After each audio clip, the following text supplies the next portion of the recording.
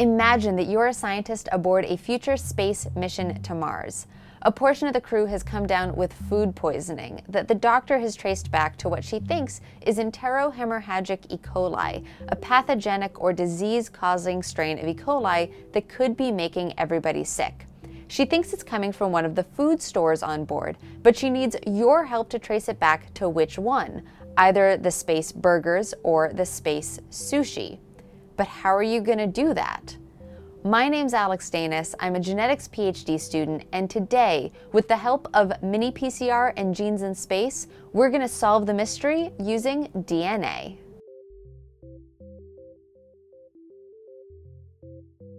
Let's start off by talking a little bit about DNA.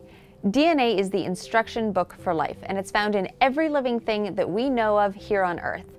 You, your dog, a tomato, bacteria, fungus, everything. No matter what kind of living thing we are, our DNA is a code composed of the same 4 letters or bases: A, T, C, and G. These letters stand for small molecules or bases that are strung together into long strands of DNA. The order of the A's, T's, C's, and G's in your DNA make up genetic instructions, or genes, much like the letters in a book make up words and sentences. And because every living thing is different, we each have certain regions of our genome that can be used as unique identifiers, like fingerprints, to figure out what we are. So maybe our pathogenic or disease-causing E. coli has specific DNA that we can use to identify it in our food samples. But looking for specific pieces of DNA can be really hard. Our DNA is billions of letters long, and even E. coli contains millions of A's, T's, C's, and G's. And if we're looking for DNA in our food samples, there's going to be a lot of DNA from the food itself. Finding a specific piece of pathogenic E. coli DNA in this mixed DNA soup is a lot like looking for a needle in a haystack. But thankfully, we can make this process a lot easier using something called PCR. PCR is a method we use in the lab to make lots and lots of copies of specific pieces of DNA. If you imagine that your DNA sample is a book with hundreds of thousands of pages, PCR is like photocopying a specific page of that book that you want to look at many times to make it a lot easier to examine rather than copying the entire book. This makes that specific page a lot easier to find and read. So if you think of our food samples, there won't be a lot of the pathogenic bacteria DNA compared to all the other DNA in that sample. So that's why we'll use PCR to amplify it and make it a lot easier to find and analyze. This means that when we look at our total DNA sample after PCR, it will be overwhelmingly filled with the E. coli piece that we want to look at, rather than all the food DNA that we're not interested in. PCR stands for Polymerase Chain reaction, a name that will make a lot more sense in just a minute. So now let's use PCR to try and amplify our target E. coli DNA. First, we have to collect our DNA samples. We have DNA from 2 suspect food items, space burgers and space sushi.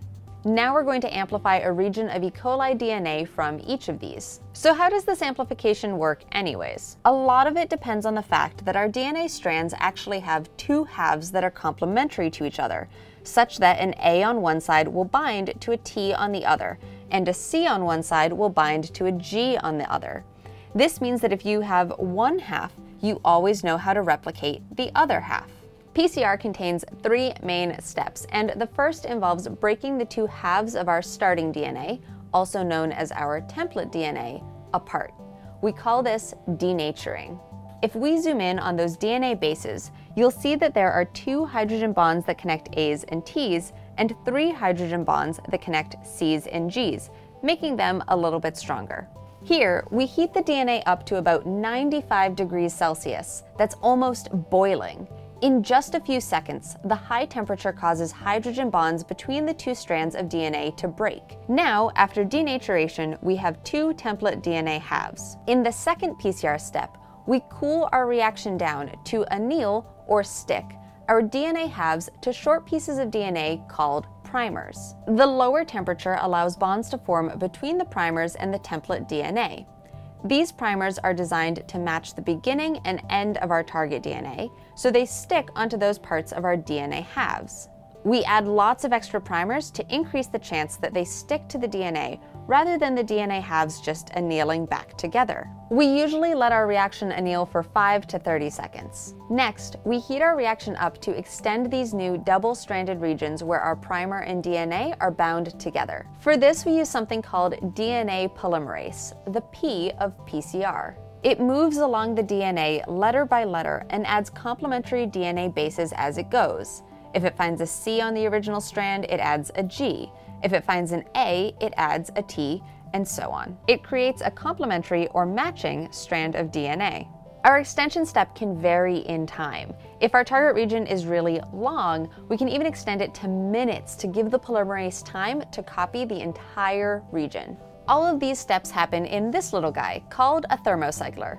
We place our DNA along with all the ingredients we need in tiny tubes and then stick them in here.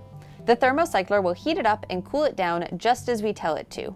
After one cycle of these 3 steps, denature, anneal, extend, we've now turned our original 1 copy of DNA into 2 copies. But we don't want to stop just there.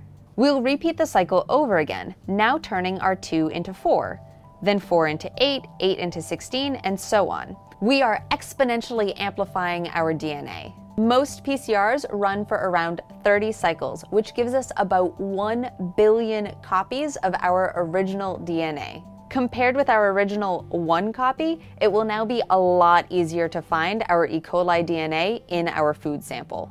This chain of copying is why it is called polymerase chain reaction. Now we've learned the 3 main steps of PCR: denature, anneal, extend. But let's stop and think about the ingredients that we need in all of those steps. First, we needed our original DNA sample. Then we needed our DNA primers, which would specify which area of DNA we wanted to amplify. We needed a polymerase to do the amplification, and we needed lots of spare nucleotides or bases for the polymerase to add. And finally, all of this took place in a special solution called a buffer, which contains salts and ions that help keep the polymerase functioning. To learn more about the nitty-gritty details of how PCR works, you can click on the card up here or in the link in the description to find out more information.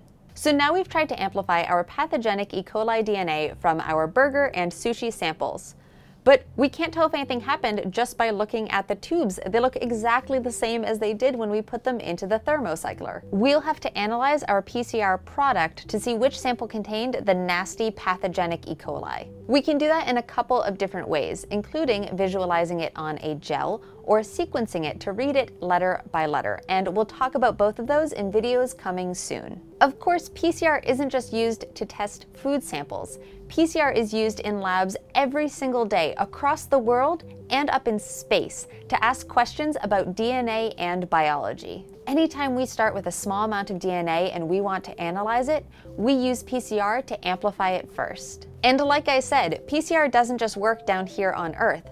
It's also been used up in space on the International Space Station. PCR has been used to study microgravity's effects on the immune system, as well as to study how spaceflight might affect the length of telomeres, protective caps on the ends of our DNA that protect them from damage as we age. There are so many remaining questions that we can use PCR to ask up in space, ranging from looking at spaceflight's effects on human DNA to helping sequence and identify the many microbial communities living aboard the ISS, to helping diagnose illnesses in astronauts far from any hospital. One day, PCR might also help us in the search for life beyond our own planet. The possibilities are endless. Down on Earth, PCR helps us to find criminals, identify diseases, study genes in the lab, and more. Imagine being a crime scene investigator trying to analyze small amounts of DNA left behind at a crime. It would be almost impossible without the ability to amplify them with PCR first. We've amplified DNA from almost every organism that we've encountered here on Earth, from bacteria to insects to plants and animals.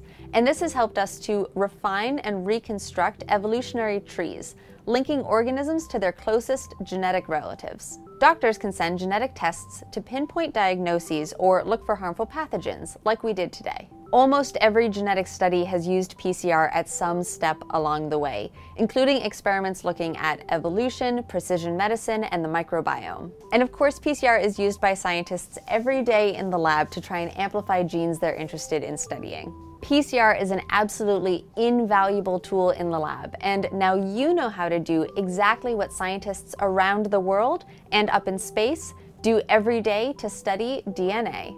Now we have some multiple choice questions to test your knowledge about PCR. Take your time, answer them carefully, and we'll go over the answers after. Question 1. PCR is a technique that helps us study DNA because A.